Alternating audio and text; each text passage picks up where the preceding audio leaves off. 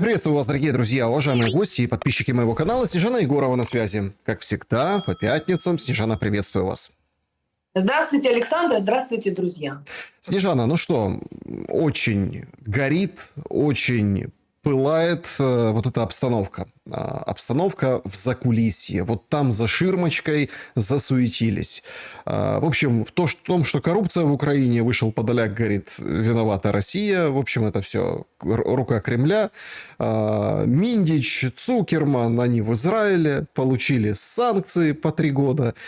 Специфические санкции, такая лайт-версия. Ну и все начинают отбиваться о том, что там один комедийный проект говорит, ой, мы пока на паузу станем. Квартал 95 говорит, мы не связаны с политикой. Ага, конечно, вообще не связаны. То есть мы наблюдаем действительно вот такое бурление всего того, что происходит на фоне продолжающихся отключений света в Украине и атак, российских атак по ТЭЦ, по теплосетям. Прошлая ночь была, конечно, такая аховская, но мне вот тоже невдомек. Выходят люди, аффилированные с властью, которые пытаются, понятно, переключить внимание с этих ужасных скандалов. Говорят, ну, мол, не такой сильный обстрел, ну, все нормально. В общем, это означает, что у нас ПВО, в общем, все хорошо. Зеленский выходит, говорит, нам Патриота передали, вот мы все позбивали, сбили Искандер, обломки упали на посольство Азербайджана. То есть нам обставляют все как, ну, в общем, такое, ну, ничего не произошло, продолжаем борьбу. Ну и все, собственно, продолжают эту борьбу. Параллельно с этим есть сообщение о том, что готовится нечто на завтра. Имеется в виду Майдан. Активистки отдельные уже говорят, давайте, 12 часов, нет коррупции. В общем, как бы вроде не шибко шатают, но подшатывают Зеленского. Но все конкретно сделали выводы за эту неделю, послушав и почитав расшифровки вот этих пленок. Как вы оцениваете ситуацию? Насколько она критична для Зеленского персонально? Знаете, Саша, вот вы сейчас говорите вот это все. Я вас слушаю несколько дней, вот смотрю, наблюдаю за тем, как вообще все это разворачивается и сворачивается. Знаете, игра и гармония называется это. Вот меха развернули, меха свернули, очередной свисток, как говорится, и эта музыка будет вечной, если я заменю батарейку. То есть вот эта вот хуцпа, так называемая, она просто вселенских, космических масштабов. Вот они демонстрируют из серии «Да, мы воровали». И шо? Что вы нам сделаете? Что вы нам сделаете? Потому что проблема Украины, она гораздо ширше, глубже, понимаете? И у нее уже бэкграунд вековой. Потому что вот мы неоднократно об этом говорили. Естественно, у нас с вами нету прямых доказательств, но косвенных просто целый ворох, целый вагон доказательств, что вот в этой схеме разворовывания денег участвовал не только Зеленский, не только Миндич. То есть это техническая группа, которая этими деньгами оперировала и которая на полном серьезе честно сказала, что мы за свои услуги берем 10-15%. Об этом, что Зеленский и 95-й квартал, в частности, он и его друганы, братья Шефиры, занимались вот этими помывочными программами, то есть что это прачечная, институт культуры-прачечная. Об этом знают все в московском шоу-бизнесе, в украинском шоу-бизнесе. Когда Зеленский переехал, перепрыгнул, понимаете, когда он уже там начудил, и его щелчком, как блоху, скинули, значит, с богатого тела московского, российского шоу-бизнеса, он перепрыгнул на украинский шоу-бизнес. И он все эти схемы начал внедрять, но придуманы они были не им. Он только лишь оператор. Поэтому, в принципе, он все эти схемы отработал на украинском шоу-бизнесе. Огромное было количество людей, которые там в других сферах, например, политических и государственных, воровали деньги. И через проекты Зеленского, через 95-й квартал, через его контент, якобы телевизионный или якобы киношный. Они эти бабки пропускали, отмывали. Естественно, Зеленский получал вот эти проценты. И его вот это победоносное шествие по разнообразным каналам, Интер, 1+1 и его студия «Квартал 95», она пользовалась популярностью именно среди тех так называемых бизнесменов, которые бизнес делали на государственном бюджете. То есть лучший способ заработать, как говорится, честным, непосильным трудом, это занимать какую-то должность в государственном бюджете, иметь доступ к какому-нибудь, скажем так, небольшому финансовому потоку, воровать оттуда бабки и, соответственно, эти деньги размещать. Раньше это было вот, телевидение, кино, какие-то салоны красоты, которые росли как грибы там у нас в Киеве, в Одессе и везде, а какие-то богатые дяденьки, значит, со своими любовницами или женами так называемый честный бизнес мутили. То есть эта схема, она распространена по всему миру. Просто, когда Зеленский поднялся на более высокую ступень, у него появились другие заказчики. То есть Евросоюз, Урсула фон дер Ляйен, Мерц, Макрон со своей бабой-дедой, там, та же Мелони, понимаете, и все вот эти вот товарищи, Байден вместе со своим сынком Хантером, они все были заказчиками через Зеленского и через его контору. Просто ему пришлось контору немножко расширить. То есть помимо братьев Шефиров, там, например, еще Мингичи появились, Шефиры поехали дальше, они там бабло принимают, распихивают, развозят. Ну и, конечно же, статус Зеленского как дипломатической персоны, и тем более персоны, которая воюет, она позволяет ему вывозить не просто тоннами, понимаете, а вагонами. То есть вот эти, я уверена, что вот эти самолеты, вот это то, что он курсирует, куда, туда, по всему миру, он просто развозит бабло. Он вот эти вот наличманы, он возит, понимаете, все, что надо дипломатической почтой, он вывозит легко и непринужденно. Поэтому его так любит король-карлик, понимаете? Его так любят вообще вся вот эта вот королевская рать, которая нашла в его лице такого прекрасного исполнителя. Это Труфальдино из Бергамо, понимаете? Фигаро здесь, Фигаро там. И он на самом деле, я не удивлюсь, если действительно, как некоторые сидящие в СИЗО депутаты заявляют, что он работает на Кремль, что он какая-то одна из соплей Кремля, понимаете? Что тоже туда как бы какие-то деньги он завозит, вывозит или ему доставляют. То есть это вообще идеальный практически боец вот этого невидимого до поры фронту. Но теперь этот фронт стал немножко, как говорится, за кулисой начала рваться, прохудилась вот эта шторочка, понимаете, и начинают некоторые людишки очень любознательные заглядывать вообще и понимать, как это работает. Ну, потому что на самом деле это не придумано сегодня или вчера. То есть точно так же и те же процессы 100 лет назад происходили. Точно так же были движения денег каких-то. Точно так же в этом были задействованы вот эти все аристократы, которые обеднели, работать не хотели, сдавали свои бабки, свои земли, свои замки в аренду в надежде на то, что будут приходить добрые, хорошие буржуа, которые будут им платить ренту, а потом начинается выяснение отношений, кто более матери истории ценен, а потом те, которые работают на тебя, хотят больше процент, уже не 10 и не 15, а уже 25, а может 30, и потом 50, а потом уже и все деньги. И начинается вот это вот катавасия. То есть мы, в принципе, в очередной раз попадаем в этот замес, вот в эту вот мясорубку, любимую игрушку Владимира Александровича Зеленского, которого на свою голову Римочка Зеленская выдала ему в детстве. И, в принципе, мы просто за всем этим наблюдаем. Понимаете, вот это то, что там вышел, значит, слюной брызгать своей товарищ Куршинський, і розказав нам дуже потужно про те, що готується Майдан очередной. Ну так а что, мы первый Майдан, что ли, в своей жизни ждем и, возможно, в очередной раз его переживем. То есть Украина это, знаете, вот, Саша, я сидела и думала, не зря же, наверное, свиня стала символом Украины.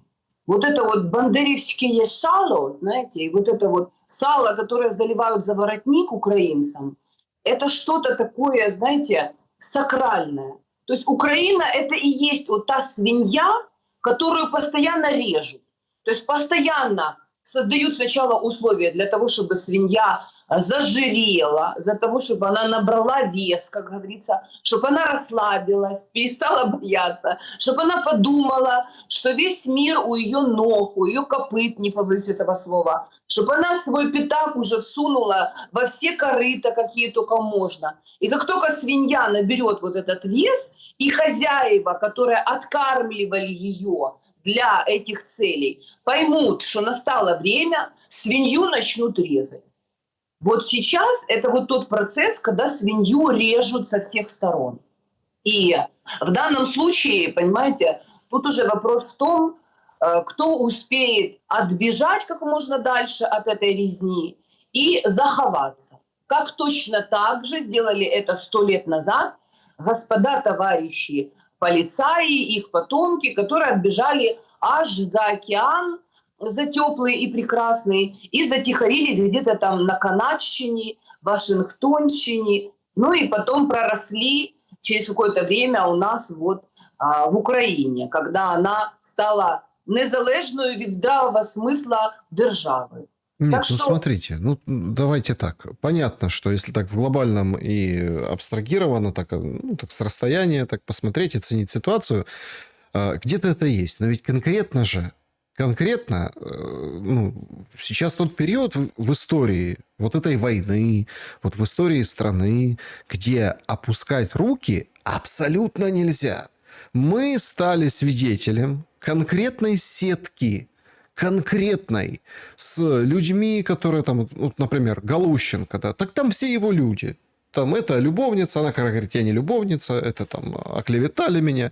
Ну, неважно. То есть, этот человек, там, они друг друга собеседуют, как вот этот советник, да, который сидит, ну, которого посадили, да, в СИЗО. То есть, они собеседуют, принимают на работу, распределяют. Все. Этот Миндич может ну, написать смс-ку, и Зеленский звонит Галущенко. Ну, то есть, мы же стали этому свидетели. Все увидели.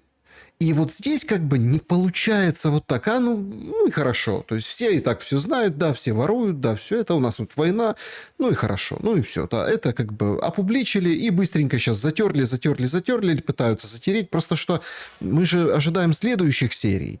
Ну, то есть тут кульминация, наверное, от этого сериала от НАБУ, который, кстати, как это, исполнительный продюсер этого сериала, там, куратор из ФБР, у него кабинет даже отдельный есть, там сообщили. Это будет голос Зеленского. И тут же очень важно другое. Там не важно даже, что он скажет, не важно, что, там, как он скажет. Это уже все не важно. Важно сейчас сам факт, что есть этот голос, и мы этот голос услышим или не услышим, или спустят на тормозах, или как бы Зеленскому чего-то показали, да, и к чему-то его в очередной раз принудили, да, к какими-то операционными вещам, которые опять-таки останутся за ширмой. Умеров отправляется сначала в Турцию, потом в Катар. Понятно, что там повод очень такой благородный, да, обмены. Правда, в центре координации обменов как-то так не особо увидели, что это что-то должно произойти, да, потому что у них там своя программа. Ну, они по-своему, собственно, планируют и там, какие-то телами обмены военнопленными. То есть, эта работа идет как бы параллельно. И на мгновение показалось, что Зеленского принуждают возобновить Стамбул-2, ну, то есть прямые переговоры. Да и там Россия выходит, говорит, да мы никогда не против были, вот, пожалуйста, обменялись меморандумами, давайте возобновлять, мы готовы. То есть условия как бы на столе, они не меняются. Но потом Умеров, как бы отгавкиваясь, да, в публичном пространстве от своего участия, а все уже понимают, он там записан и много, когда был министром обороны. Бронежилеты подтвердил, то есть какой-то Миндич с какой-то компанией, которая кастингами занималась. Сейчас у нас главный поставщик дронов, военной амуниции, Фламинго эти ракеты, а там же еще Квартал 95, оказывается, 50% он владеет, и много чем еще. И он как бы под санкциями 3 месяца, гражданин Израиля, и, в общем, сейчас находится в Израиле. А Умеров... 3 года. 3 года. Да, 3 года, 3 года. И не 10 лет, не бессрочное, а 3 года. А Умеров сейчас начинает петлять. Ну, в Катар зачем сейчас ехать? Ну, вряд ли для того, чтобы посредничество какое-то. Нет. Они просто перепроверяют счета, переоформляют, перебрасывают. То есть Катар, Ближний Восток, вот этот Персидский залив, все прекрасно понимают, что деньги туда тоже отправляются, как в какую-то условную тихую гавань. Все видят, что это про деньги. Все видят, но тем не менее делают вид, что ой, коррупция это плохо, мы сейчас ее победим. Действительно ли вот сейчас может выстрелить не в плане какой-то трагедии жуткой, ужасной, ну, например, там, потери городов, целый там список есть, или, например, какой-то прилета тяжелого с жертвами большими, да, чтобы перебить эту историю, а вывернется на мирный трек. Ну, вот смотрите, Стамбул, искусственное дыхание, сели и давайте обсуждать. Может, вот к этому склоняют и, собственно, к этому прогнут Зеленского? Как вам видится? Саша, а вот скажите, кому нужен мир?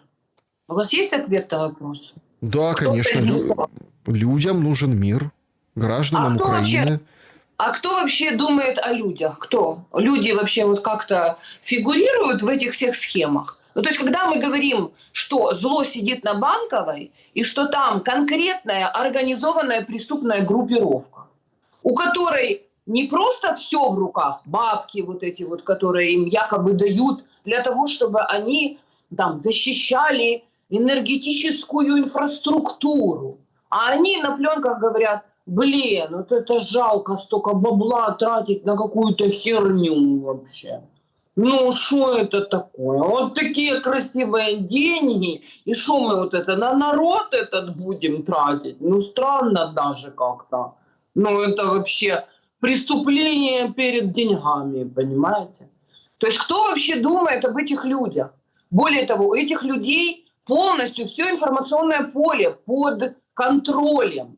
То есть в зеленом шмарафоне ни слова не скажут плохого про Владимира Александровича Зеленского, самого лучшего в мире Владимира Александровича Зеленского, и Андрея Борисовича Ермака, еще лучшего Андрея Борисовича Ермака. Кто скажет? Что мы видим, чтобы, например, Гордон Ильич Пенис или Прибацман хоть слово кривое сказали в сторону этой прекрасной организованной преступной группировки? Нет, конечно. То есть народ не узнает о потере бойца, понимаете?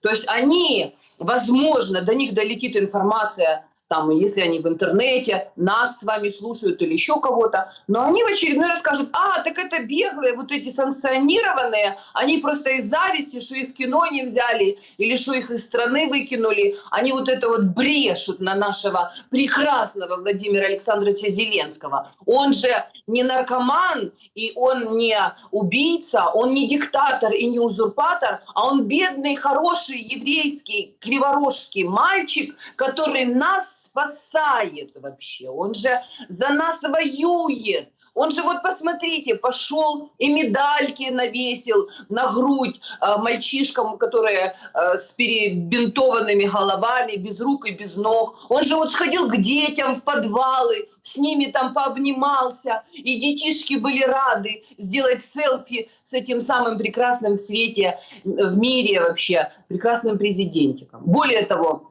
вот вы говорите, Умеров побежал бабки перепрятывать.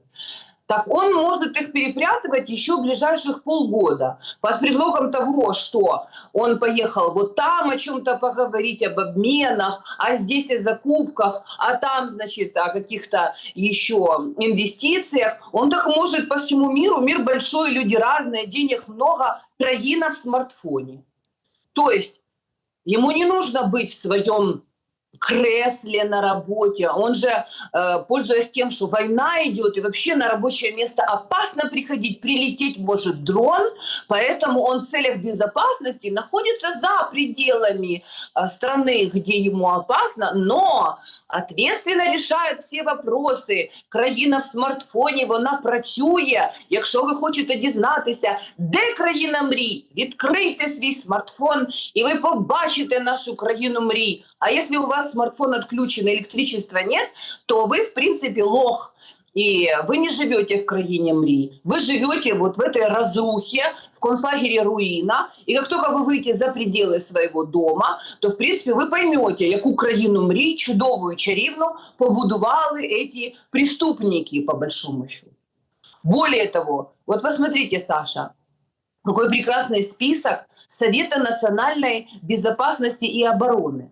Там же как раз в Совете национальной безопасности и обороны и состояли товарищ Умеров, Герман Галущенко, его нелюбовница Светлана там, Гринчук, чи як її там звали.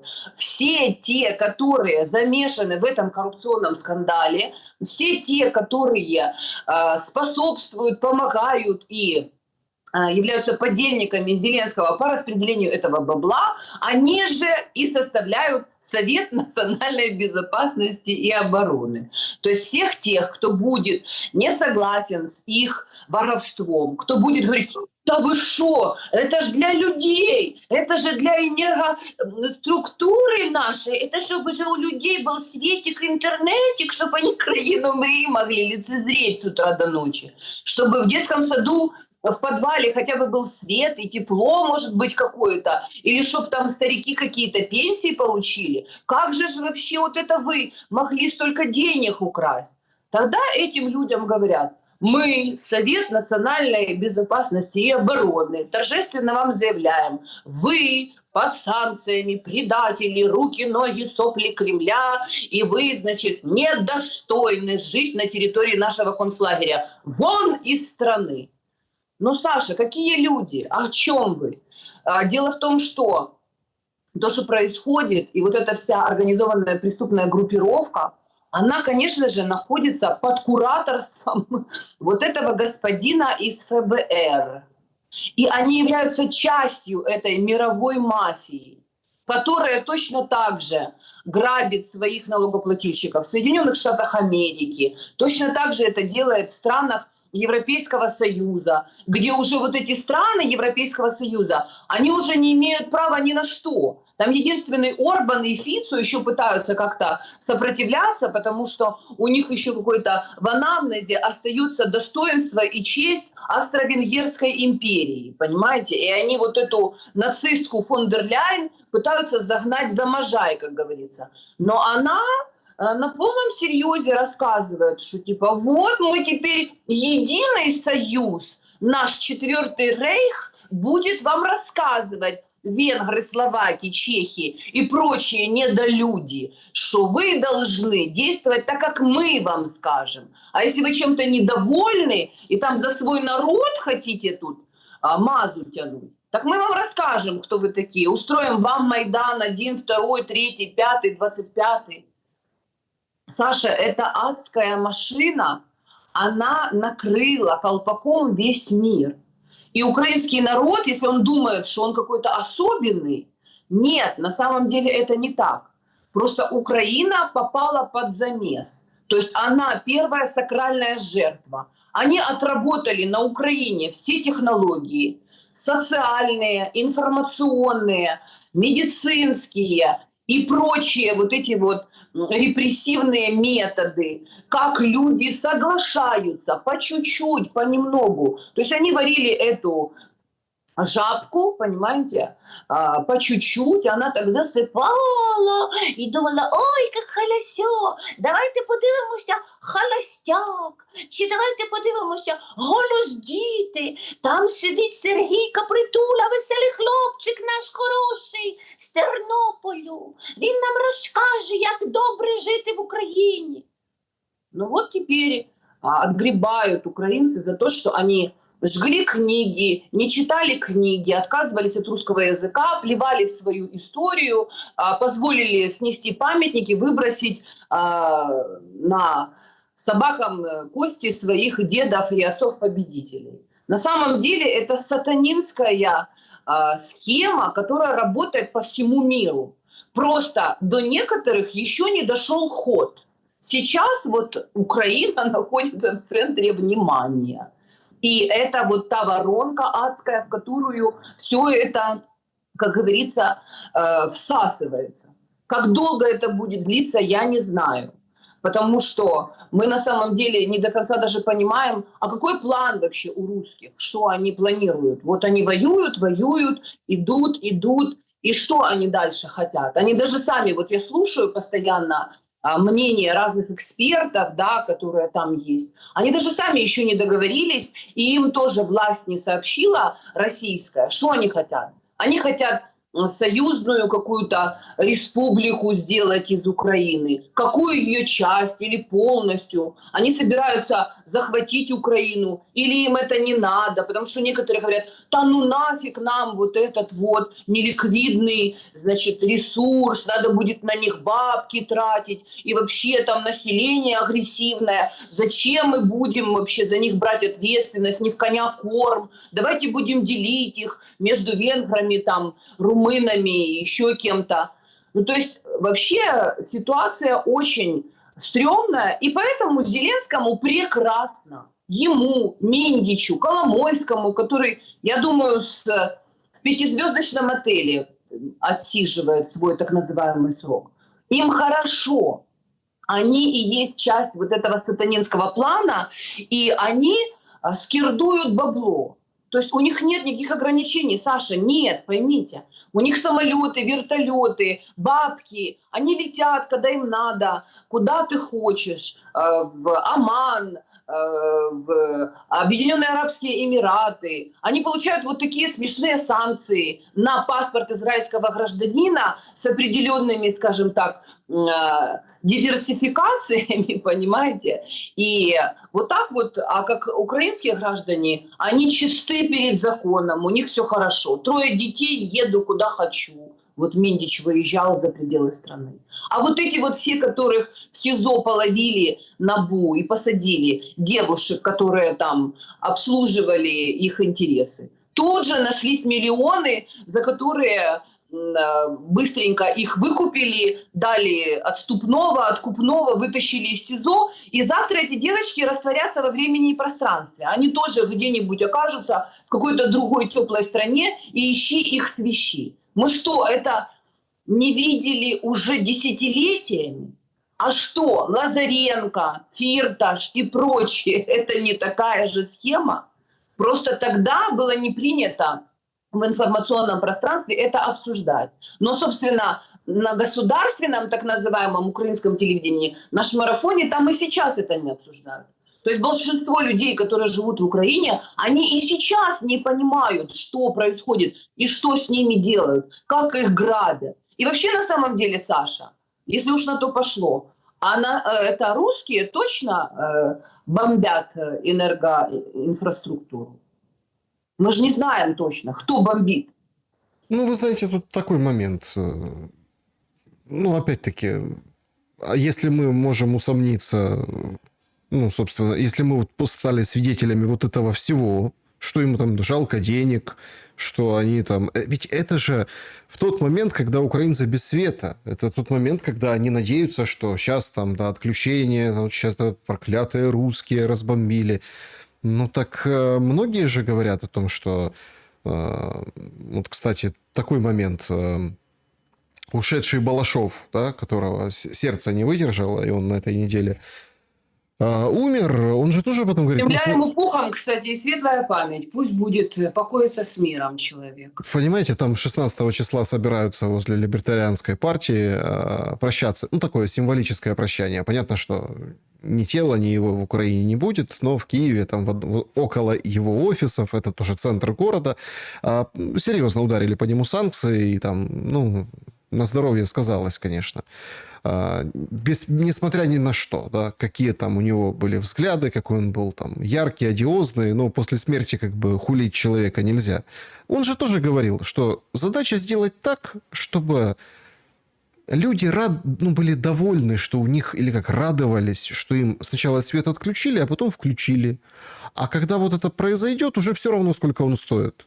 Ну, плевать. То есть можно повышать, делать, что хочешь. Можно, собственно, перетоки, продавать электроэнергию как угодно, куда угодно. Многие видят в этом, ну, скажем так, не такой уж чистый на руку. Вот Нематоз. Это называется. Ну, то есть конкретно, а люди вот это вот сидят и напевают песню, снимают тиктоки в полутемных таких своих жилищах, там «Слугу народа» вспоминают, под «Квартал» как бы танцуют под песни.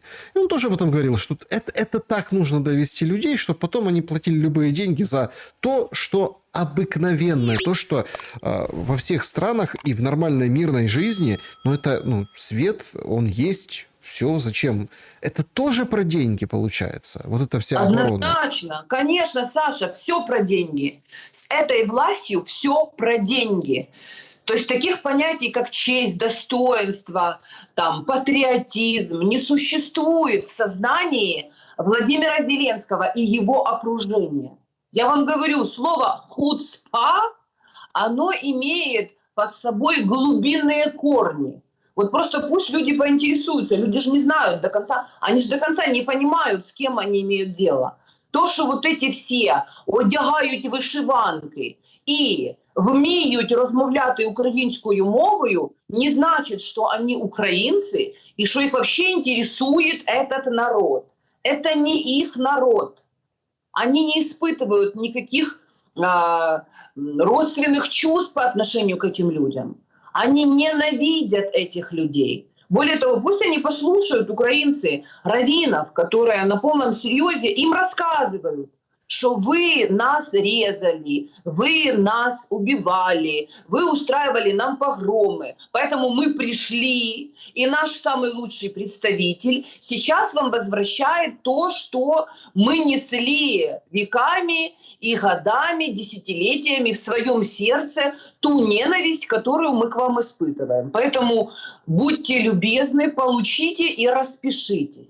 Поэтому вот те все, кто до сих пор еще не понял, кто такой Зеленский, в чьих интересах он действует, кому принадлежит эта земля, почему их изгоняют с этой земли, украинцев.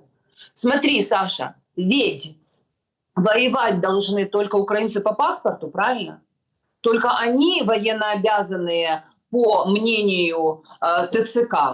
А есть большая группа этническая, которая абсолютно не подлегает вообще вот этому призыву. Их не хватают, не тащат вообще. У них все хорошо.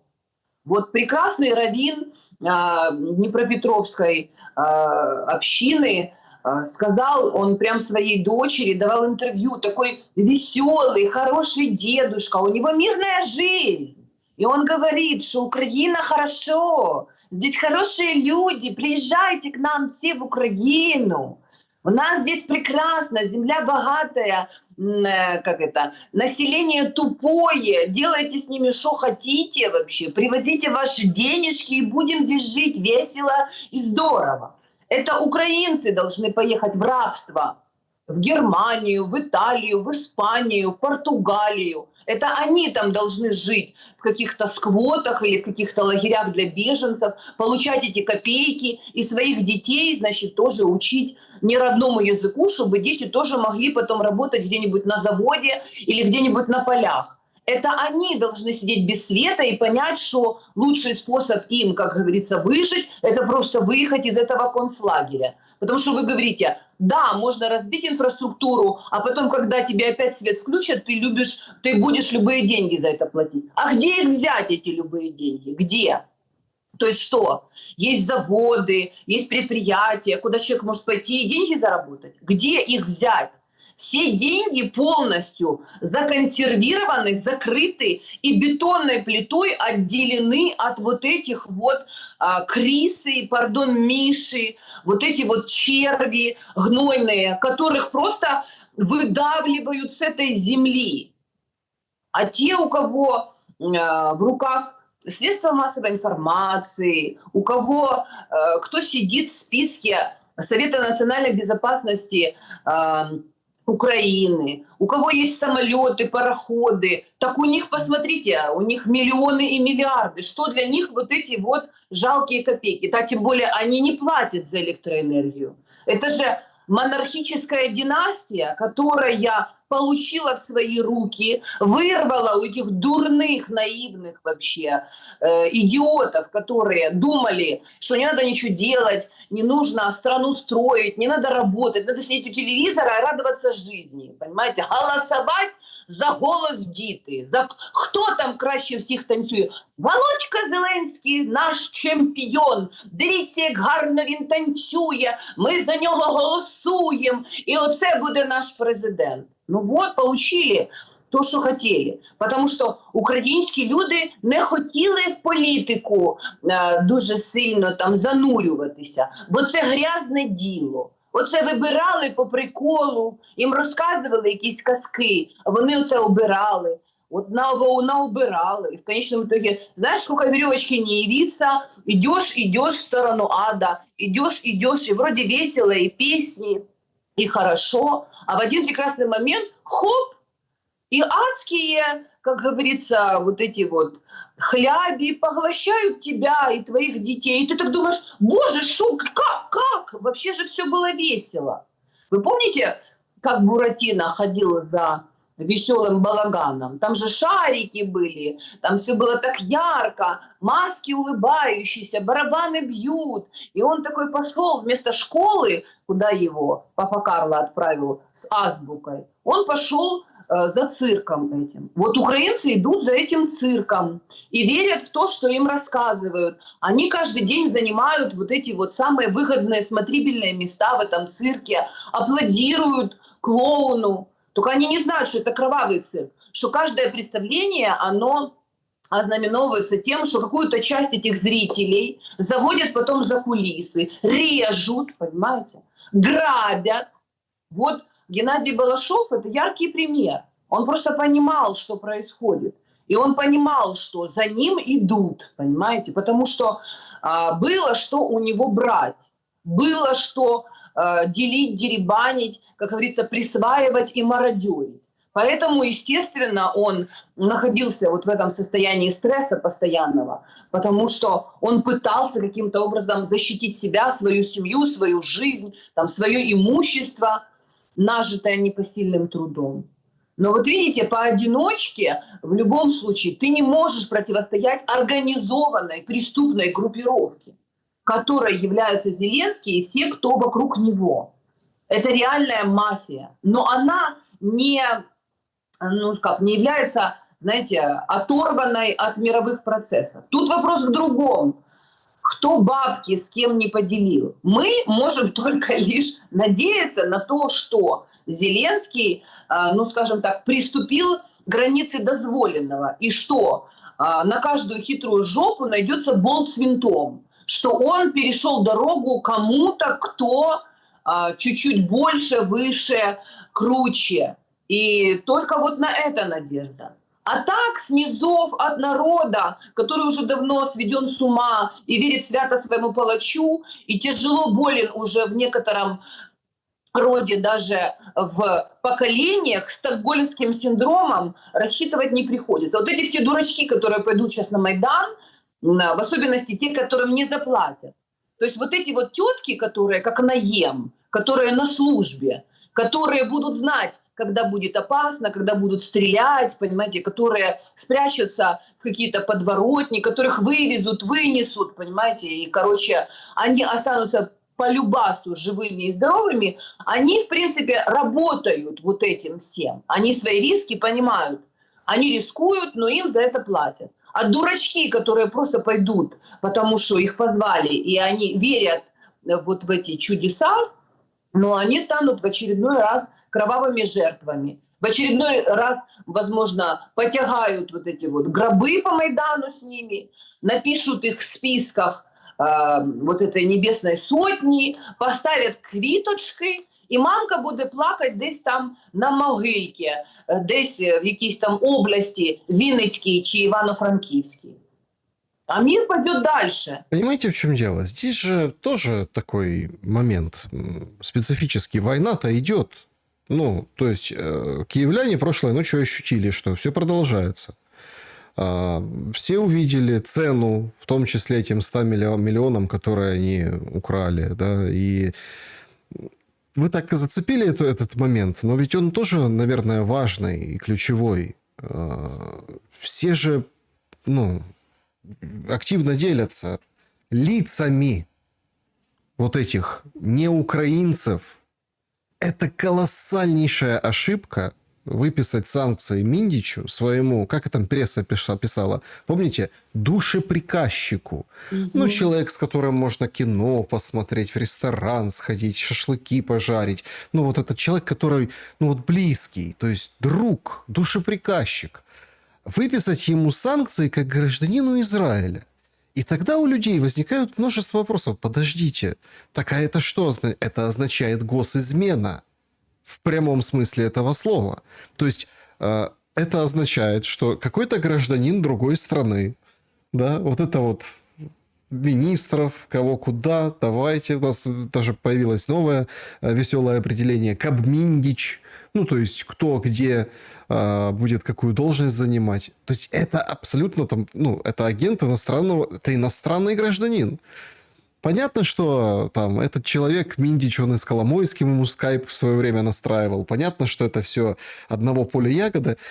Но возникает вопрос, а не просто так при Богдане Хмельницком,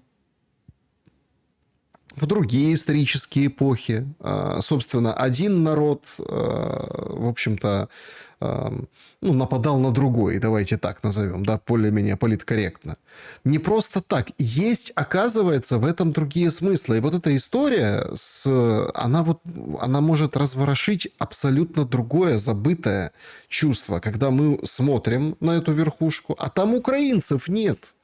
Нет. Ну, украинцев нет. Нет. То есть Микола в этом самом, значит, в окопе, без ручки, без ножки возвращается домой или в пакете, или там в гробу, понимаете? А вот там 100 миллионов делят таким бесхитростным способом, даже не распечатывая эти упаковки, ну, скажем, отмытого. Банковские. Ну, то есть штрих-код, да, ладно, там корешки, все равно. Это вот красивые купюры, а Чернышову давайте дадим некрасивые купюры. Ой, а как тяжело тащить на себе вот эту килограммы этого кэша, насколько он тяжелые сумки, понимаете? И все просто понимают, что идет война. Да, идет война с россиянами, война ожесточенная, но она идет, и она проигрывается. Проигрывается... Не то, что там... Ну, она вообще изначально началась, получается, из-за них. Она с ними у руля проигрывается. Боли и страдания... Значит, надо что-то делать. Надо их, значит, менять, надо их разгонять, надо их уходить. Выходит Ермак в Политико вот сегодня. Выходит и говорит, значит... Он долго молчал. Вот это там безуглую только ударил в WhatsApp, вот, а так вообще долго молчал. Говорит, отвергаю критику в адрес Украины по поводу коррупции. Зеленский должен быть вне подозрений, потому что именно он объявил борьбу с коррупцией. Абсолютно свободно проводить расследование дает Зеленский. В общем, органы независимые, органы работают. Ермак отметил, что некоторые политические силы используют расследование НАБУ, чтобы дискредитировать украинское руководство, что необоснованные обвинения, разрушающие репутацию, могут коснуться любого. В общем, вышел, высказался, а до этого молчал. А фронт сыпется. Вот смотрите, на фоне этого ужаса, да, условно, осталось поднажать в одном из направлений. Уже есть критические вещи. То есть вокруг Покровска, вокруг Купянска, Волчанска, Днепропетровская область. И люди увидят физически, что нет света, что нет Покровска или Купянска, например. Нет. Вот он был, его нет. И должны же быть какие-то, какая-то реакция у этого народа. Иначе это уже получается, извините, но это получается не народ. Ну, смотрите, я бы не стала уже до такой степени людей, скажем так, дискредитировать. Народ, единственное, что он может в концлагере, это саботировать эту войну. И на самом деле люди саботируют эту войну. Вот эти вот данные о том, что около 300 тысяч мужчин находятся в самовольном залишенні частини, то есть, что они не хотят воевать за эту власть, что они уже поняли, в чем дело и что вообще происходит и куда их ведут на убой, они уже это осознали. Просто другой вопрос, что они не дошли еще до той стадии, когда им уже нечего терять, кроме собственных оков, и они готовы с оружием противостоять этой репрессионной машине. Потому что люди прекрасно понимают, что сегодня ты устроишь какой-нибудь бунт, а завтра к тебе, твоим родственникам, вы же видите, это же фашистская абсолютно идеология. То есть они никого не жалеют. Они репрессируют и матерей, и детей, и жен, и всех. То есть далеко ходить не надо. Репрессировали моих детей просто за то, что я говорила правду людям, понимаете? То есть и люди простые тоже понимают, что у них нету сил для того, чтобы этой репрессионной машине противостоять, потому что она формировалась долгие годы, пока люди занимались своими делами, пока они ездили на заработки, не знаю, растили своих детей, пекли хлеб, учили кого-то там в школе. Вот это все постепенно формировалось, вот эта вот параллельная реальность. И потом, когда она уже, знаешь, как с нее сбросили вот эти покровы, люди офигели, потому что они даже не заметили, как это все произошло с ними. И, конечно, я уже неоднократно говорила, что концлагерь зачастую сам себя освободить не может, когда по периметру колючая проволока, стоят вышки с автоматчиками, и администрация концлагеря распределяет людей по баракам. Тут привилегированные бараки, они еще не понимают, что они в концлагере. А вот эти вот, которые попроще, работяги, которые в каменоломнях пашут и каждый день видят, как кто-то умирает от чахотки, вот те уже понимают, куда они попали. Точно так же было на «Титанике», когда он тонул, когда в нижних трюмах уже все плавали мертвыми вверх пузами, понимаете? Пассажиры второго класса еще пытались прорваться наверх. На верхних палубах еще дамы в мехах танцевали под оркестрик, понимаете? То есть, в принципе, народ постепенно прозревает. Просто хотелось бы, чтобы быстрее. Но, к сожалению, так как украинцы плохо учились в школе, а новым поколениям вообще совершенно искаженную версию истории преподавали, они никак не могут поверить собственным глазам и осознать вообще, что с ними делают и к чему их ведут.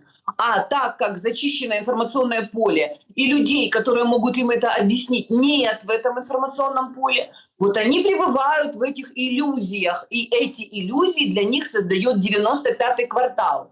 Поэтому, когда ребятишки из 95-го квартала рассказывают, что «О, не-не-не, не надо нас тут, понимаете, грести под одну гребенку. Мы честные, отважные, 25 лет работали, трудом своим зарабатывали, как говорится, на хлебушек с маслицем. Мы тут ни при чем, играемся с мячом», они тоже кривят душой.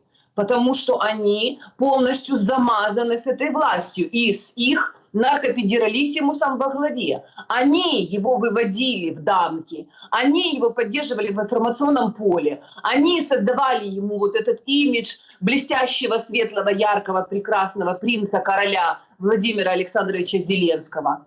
Не Саша ли Пикалов, я не помню, там с кем-то из пацанов, они вот эти вот юмористические сценки разыгрывали по поводу того, что если ты плюнешь на спину там священнику УПЦ, то тебе там 5 гривен заплатят. То есть они все в этом участвовали.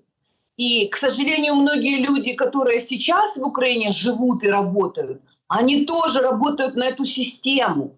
И, конечно же, их устраивает такое положение дел, потому что у них тоже нету никакого братского, какого-то единого чувства по отношению к вот этим терпилам. То есть Украину разделили на 2 части. Это мародеры и те, кто им прислуживает, и терпилы, вот этот вот народ, который безвольный, безвластный, у которых нет вообще ничего, никакого ресурса для того, чтобы этому противостоять. И вот эти мародеры под руководством Зеленского, они давят этих терпил. Кто вообще этих терпил спасет? Кто? Это только может быть со стороны. Но им же рассказывают, вот Константин Бондаренко поделился, значит, этим прекрасным постом, где написано, значит, что власти украинские сообщили украинцам, что если русские придут, то всех украинцев переселят в Сибирь. А что украинцев переселять в Сибирь? Что вообще эти несчастные украинцы русским дорогу перешли? Тем более были уже в Сибири, там куча украинцев, все как бы, ну, плавали, Выжили. знаем. Понимаете? Ну, тут такой момент еще. Тут, ладно, там украинцев переселят в Сибирь. Тут Мерц что-то раздухарился на фоне этих всех скандалов. Говорит Зеленскому: Зеленский, а хватит молодых парней ко мне отправлять в Германию? Хватит? А сам Зеленский говорит: смотрите, Европа как бы давит на непопулярное решение, короче, ужесточить мобилизацию. То, что это происходит на фоне скандалов коррупционных, в которых лично Зеленский, вот я еще раз говорю, операция называется НАБУ Мидас. Мидас – это царь, который прикасался ко всему, и все становилось золотым. То есть, когда ты... Он не мог есть, потому что он чего-то касался, и золото ты ж не будешь есть. Поэтому он так и умер. Ну, то есть, вот такая легенда, вот так, собственно, это все выглядит. И там по-любому есть его записи. Его лично, его. То есть, Зеленский. Это все Зеленский. Это все про царя. Про царя Владимира Александровича. Вся эта история. Вопрос только, они вот сейчас приостановят, немножко позже выкатят. Сейчас Зеленский попер в Грецию, там в понедельник он к Макрону примчится. Уже Макрон объявил, что в понедельник встречает Зеленского. То есть у него такое движение.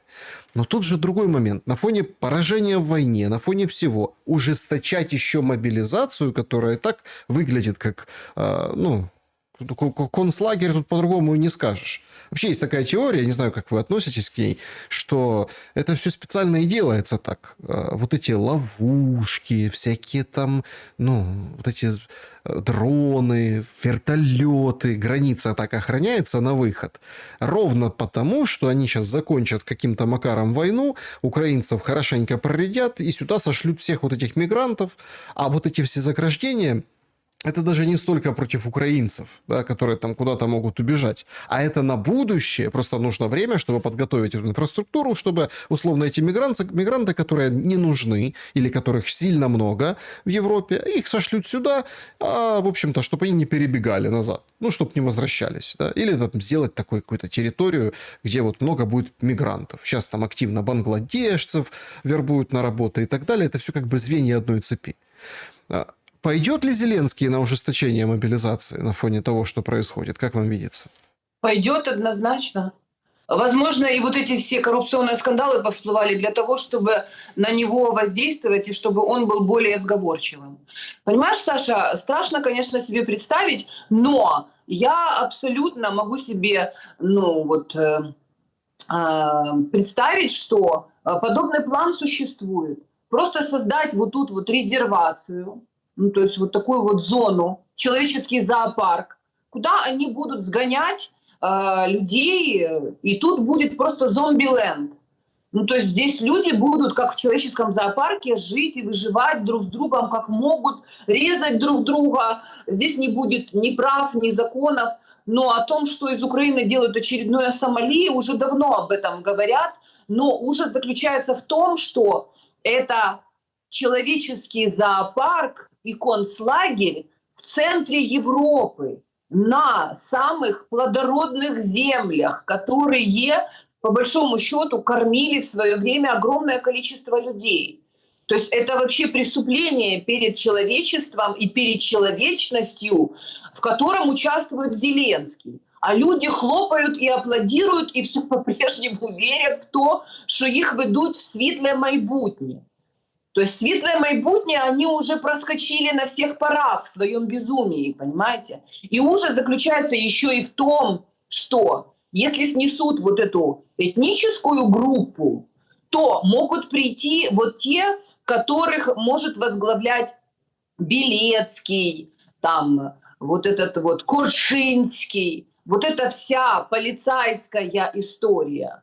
И они будут лютовать уже, как говорится, не останавливаясь, потому что под предлогом того, що це нас обікрали, нас обманули, ми тепер самі будемо наводити порядки.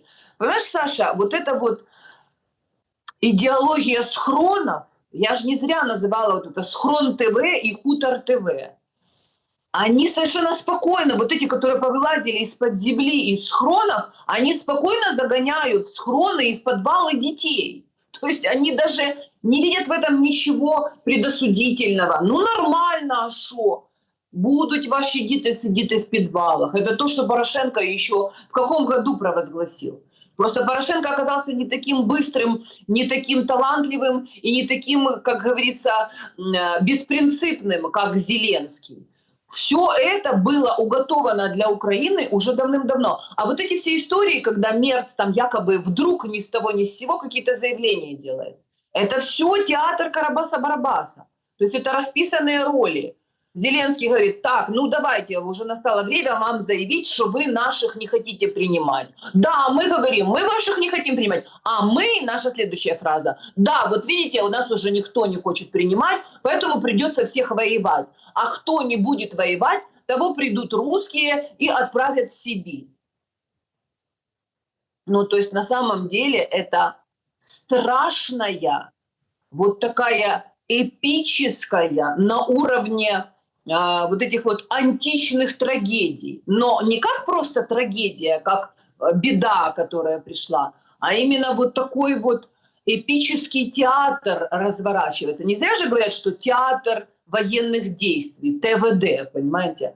Театр политических интриг. То есть вышли на арену политических интриг, когда был уничтожен советский дух, социалистический лагерь как таковой был уничтожен, разорван и ограблен. И когда вот эти вот постсоветские все республики, они вошли в капиталистическую систему, они вошли вот в эту стадию звериного капитализма, когда людей просто в прямом смысле слова поедом жрут. Это не государство, это государство-мутант, которое пожирает собственных детей, людей вообще. А люди смотрят на это все и не знают, что с этим всем делать, потому что у них, им рисуют вот эту страшную картину страшных репрессионных действий по отношению к ним.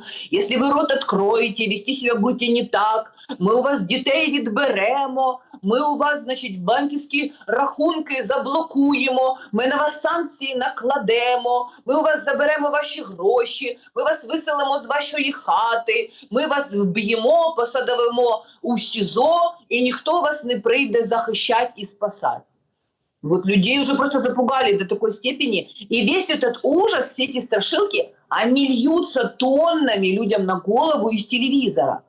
А если не из телевизора, то тут прямо каждый день к руке прилипший гаджет, там тоже рассказывают все эти страшилки. И люди боятся собственной тени, и люди боятся других людей, они боятся собственных мыслей и не способны к объединению. Это и есть сатанинский принцип.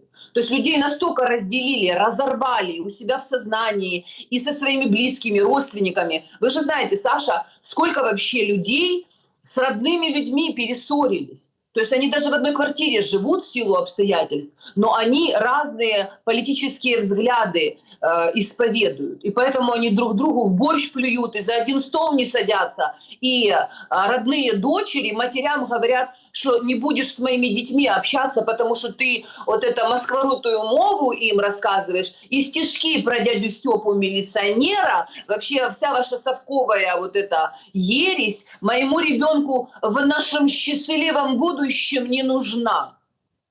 А где то счастливое будущее? Где? Где вообще мы видим какие-то стратегии развития общества? Что вообще получат, какое счастливое будущее вот эти дети, которые селфи делают с собственным палачом вообще и радуются тому, которые ходят в школу в подвалах и которым рассказывают, что это не Зеленский вор, это не он и его преступная группировка вот это все в Украине начудили. Это не он не хочет садиться за стол переговоров и останавливать эту войну. Это не он разрушил инфраструктуру и ограбил людей на защитных этих средствах. Это не он вообще все это уничтожил, потому что он и не собирался ничего для людей хорошего делать. А это Путин восстает каждый раз из холодильника на Валдае. Выходит вот это зло такое, понимаете, вселенское. И прекрасному Мерцу, Макрону з Бабайдєдою, вообще Ющенку, який не може жити поруч з цими триклятими москалями, не дає жити, на повну грудь дихати. А ничего не расскажет Ющенко, где вообще он образование получил? Не в Советском ли Союзике? Не букварик ли он читал «Мама мыла раму»? Не в советский ли университет или куда-то там в институт он поступал из своего села вонючего? Потому что если бы в то время, когда он рос и был ребенком, он сидел в подвале, и если бы был Владимир Зеленский и такой, как Ющенко, у власти, и не было советской системы, то где бы был тот конченый Ющенко, и кем бы он был, яким би президентиком, і що б він там кому розказував, в якому телевізорі. Сидів би він в своєму селі вонючим, вообще, грязний алкаш, і ніяка Катеринка Ющенка не приїхала би зі своєї Америки і не почала б з ним спати і діточок йому американських народів. Ну, смотрите, тут вообще на самом деле это очень серьезный такой пласт проблем. А ведь мы, вот это вот, нам бросают вот эту кость, которую надо грызть, да? А суть-то проблемы, она в другом. Смотрите, света нет, с теплом беда, черная зима, ее никто не отменял, с фронтом тоже проблемы. Всю неделю обсуждают эти пленки скандала Миндича, а в это время это плюс 1 неделя вырванных, да, у этих детей, у этих школьников, у этих, скажем, вырванных. То есть люди не понимают, что эта война, она аукнется туда позже. И причем катастрофическим образом. Потому что, ну, когда мы говорим образование, люди там не получают, недополучают. Так это потом генерируется вот в таких эпизодах, да, когда, ну, елки-палки, понятно, вас взяли за задницу. Ну, вот эти Миндичи и все остальные. Ну, сделайте как-то, ну, сделайте там, пожертвуй этим Миндичем, да, там, сделай санкции, все как положено, введи, ну, там, сделай что-то. Гринчук эта, которая там, да, очень удобная, да, не любовница Галущенко, этот Сигизмунд, он уже профессор Галущенко. То есть сделайте как-то, обставьте по-другому и скажите, да, хорошо, мы там разберемся, всех накажем, быстро проведите. Они даже этого не могут делать. Они сейчас заявляют, что вот, все, президент, типа, Зеленский не при делах, да, ну, как Ермак. То есть это от нехватки образования. А дальше, вот это следующее поколение, каким оно будет?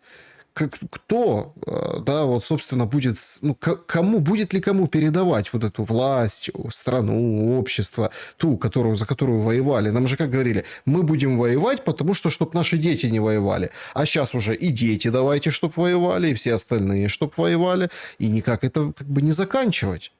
Никак не заканчивать эту войну.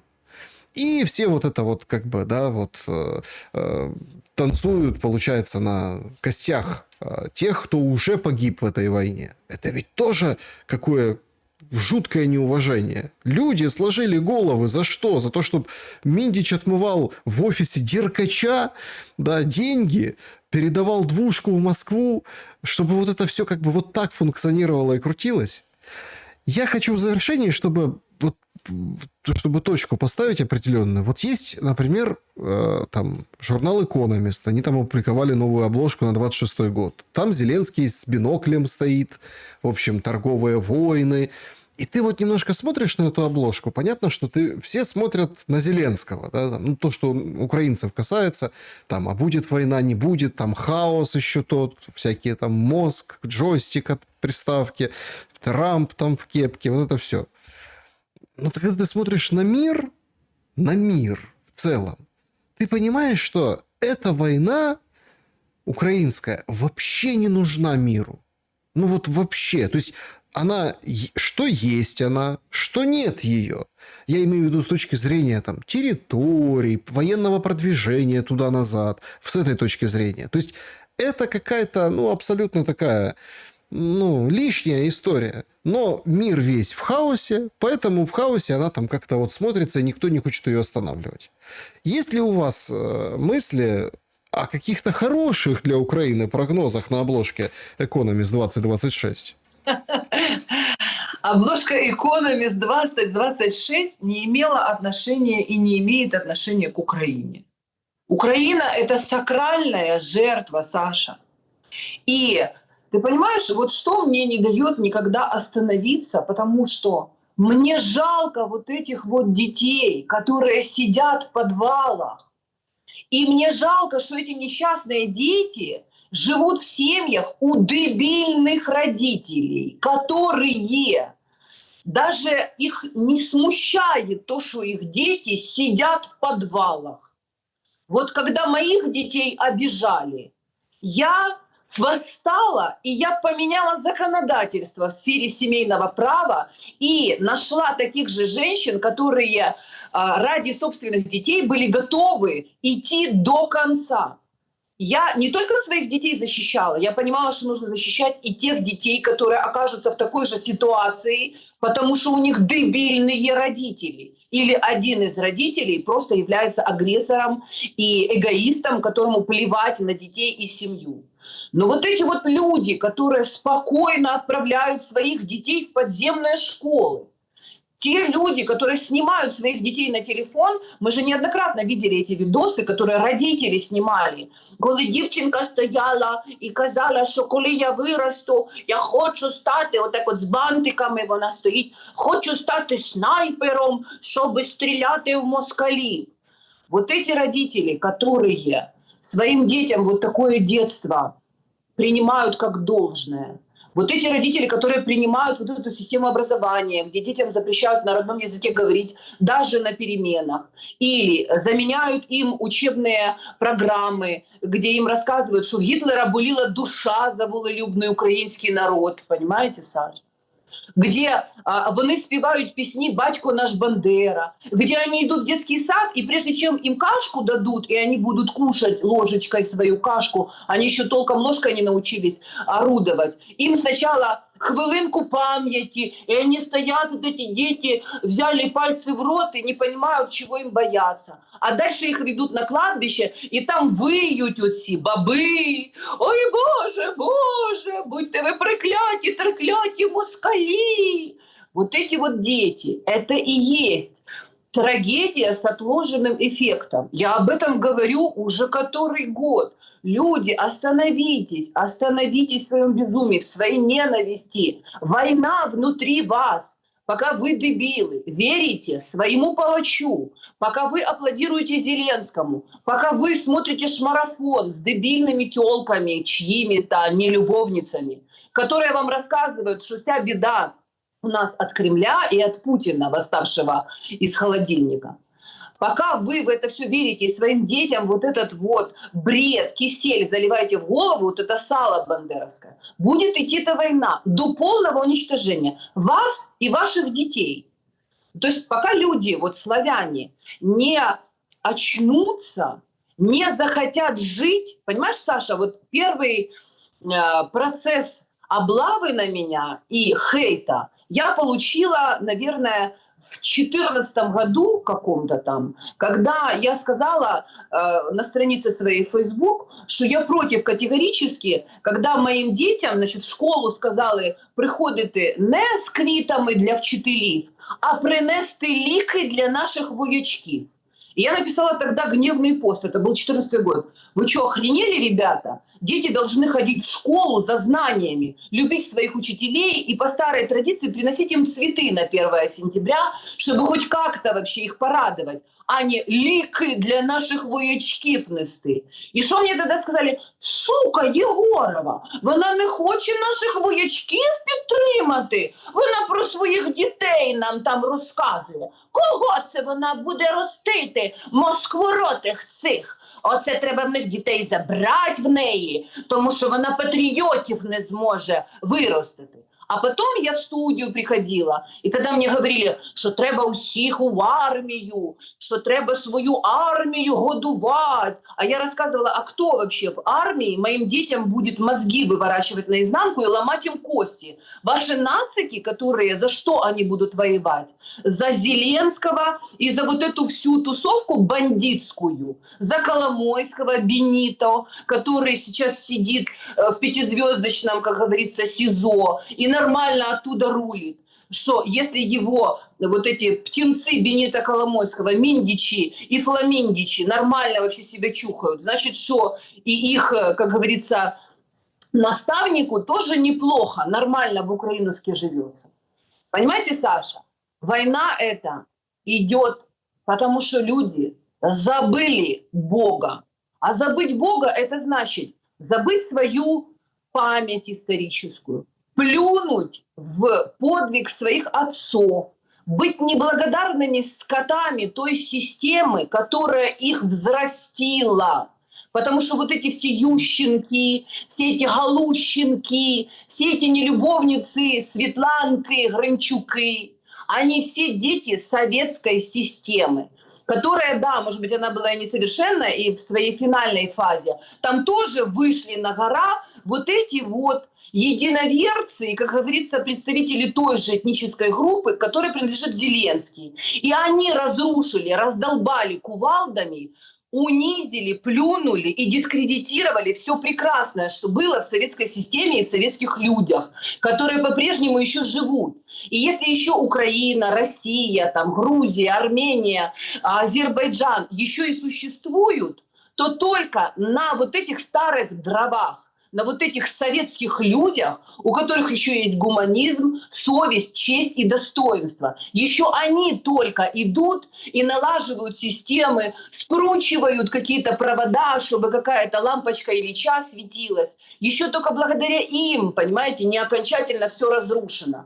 И если эти люди не поймут, что то, что было в нашей жизни, это было прекрасное, лучшее, что придумало человечество за всю свою историю. Единственное справедливое государство, которое думало о людях, о вот этом маленьком человеке, ребенке, который должен ходить под мирным небом, радоваться солнцу, ходить хороводы водить вокруг елки и быть счастливым в своем детстве.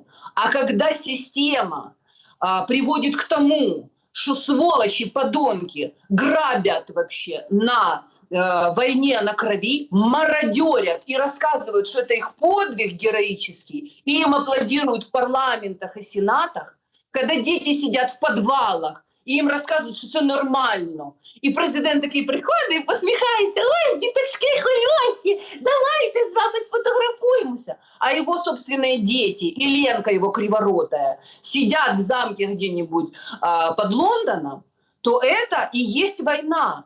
Это ненормально. И пока большинство людей этого не осознают и не поймут, что они воюют сами с собой. Русские воюють з русскими.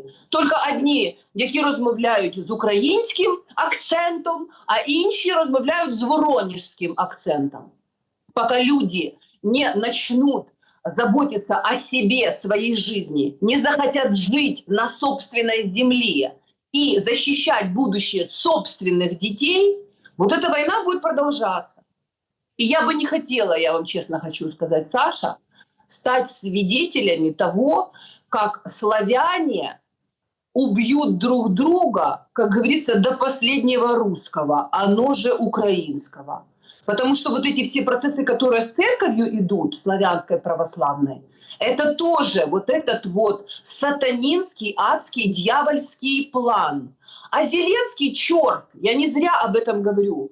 Еще год назад, когда я давала об этом интервью, сказала, что Украина концлагерь, а Зеленский черт и надзиратель этого концлагеря. Еще тогда, год назад, когда все сидели, у них был свет и интернет, всем рассказывали, що не слухайте цю ватницю кончену, цю Єгорову дурну. Вона нічого не розуміє. Ми йдемо в щасливе майбутнє. Ну вот пришли.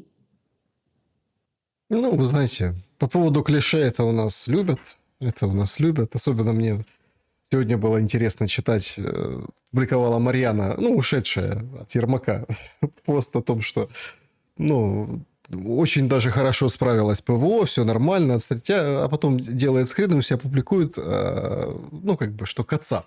То есть, Кацап. Ёлки-палки, слушайте. Но мы уже, конечно, дошли до какого-то предела. До какого-то предела. И... Саша, простите, а вот Кацап, Москаль, Москвороты и все остальное, а на пленках вот эти всі чувачки, вони якою мовою пилять американське бабло? Просто інтересно мені дізнатися, що з цього приводу думають українські українці. Все русскоговорящие, все оттуда мы вышли. Только одни жили по совести и читали правильные книжки про то, что друг в беде не бросит, лишнего не спросит, и сам помирай, от друга своего выручай. И русскоязычные пацаны сейчас воюют за что? В ВСУ. За то, чтобы у Зеленского и Ленки Криворота и ее детей было больше замков и больше миллиардов? За что они держат этот фронт вообще, вот это своими телами укладываются? За что воюют вот эти пацаны в ВСУ, которым в спину стреляют эти нацики, заградотряды устраивают, которых хватают как собак на улицах и отправляют вообще на этот убой, и половина из которых, я уверена, просто идут сразу на органы. То есть мы не знаем на самом деле, какое количество трансплантологов черных работает там на линии боевого соприкосновения. Но мы знаем по косвенным признакам, что у Европы уже давно нету очередей на органы. Любые. Единственное, что не хватает женских органов. Поэтому им надо еще, чтобы и бабы шли, умирали, чтобы они ехали туда, в зону боевых действий, и там героически погибали. Их останки будут тягать героически по Крещатику і розказувати, що гинуть наші найкращі, вже молоді дівчата, а їх органи будуть спокійно їхати куди-нибудь в Італію, во Францію, в Америку, в Германію. Вот, например, у Саши Сороса, друга Андрея Борисовича Ермака, папочка его, господин Сорос, Джорджик, свои там почти 100 лет, новое сердце получил от украинского солдатика. Понимаете? Пусть люди книжки начнут читать, не сжигать их в бреду и не рвать их вообще вот это вот для видеосъемки, а читать книги, фильмы смотреть. Пусть посмотрят фильм «Сердце ангела», как продают душу за то, чтобы свое существование земное продлить. Но рано или поздно тот, кто продал душу, он столкнется со своим, так сказать, инвестором и кредитором. Дьявол всегда приходит за своими. И никогда еще ни у кого не удалось от него сбежать. Даже посредством того, что как Зеленский, он сейчас бросает в эту топку вообще вместо себя сотни тысяч, миллионы наших глупых, наивных сограждан. Их глупость их, безусловно, не оправдывает, потому что незнание законов не освобождает человека от ответственности за собственную жизнь. Но если дебильные люди позволяют телевизору, шмарафону воспитывать собственных детей, то пусть потом не удивляются, что через 10-20 лет эти дети их проклянут и скажут: а где ты была, мама? А где ты был, папа? За кого ты воевал? За что ты боролся? А какие ты нам принципы жизненные вложил? А чему ты нас научил? Быть тупым бараном, которого ведут на убой? Вот эти козлы-провокаторы, которые потом из бойни выходят через потаенные двери, и им сахарок дают, как Миндичу. Миндич — это же, по сути, тот же козел-провокатор, который вышел через тайные двери. И нормально будет со своим сахарком сидеть там в Израиле, в Швейцарии. Сахарок – это Цукерман, да? Ну, естественно, Цукерман — это ж не зря, понимаете? Оно же сахарная ловушка, понимаете, медовая ловушка. Она же бывает не только женского рода, которые владеют вот этим органом, как не любовница Гринчук, понимаете? А медовая ловушка, она бывает разная. Она бывает кому что нравится, кому-то арбуз, а кому-то свиной хрящик. Но вот эти вот люди, которые своих детей не могут остановить, и которые не имеют уже на них влияния, они не могут сказать: сынок, хватит воевать, нас не переселят в Сибирь, всех не переселишь. А вот этих тварей, за которых мы воюем, за чьи интересы, за вот эти так называемые европейские ценности, они должны получить свое. Но пока люди не осознают, что происходит до конца, вот это все будет тлеть, и все это будет продолжаться. Снежана Егорова была моей собеседницей сегодня. Спасибо за время и мысли. Спасибо, Саша, за то, что ты есть. Пусть будут счастливы твои родственники, ангела-хранителя, вам и всем вам, дорогие друзья, всем тем, кто является моими и нашими единомышленниками. Помните, спасение утопающих – дело рук самих утопающих, особенно когда идет потоп. Поэтому учитесь плавать, шевелите ручками, помните истории жабки, которая не сдавалась и превратила молоко в сметану. Мы, правда, не в молоке, это немножко другая субстанция, но в любом случае, если, как говорится, долго мучиться, что-нибудь получится. Всем добра, живите долго и счастливо. Берегите себя, всем добра и света. Увидимся.